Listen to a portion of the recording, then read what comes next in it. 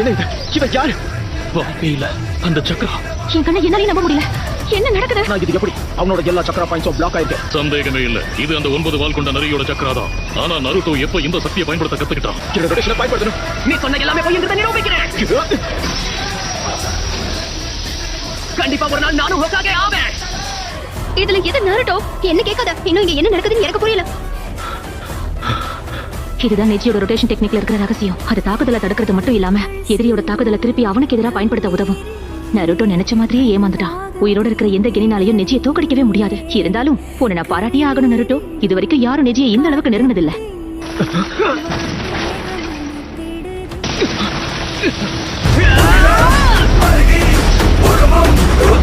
போட்டியில ஜெயிச்சது Naruto Uzumaki.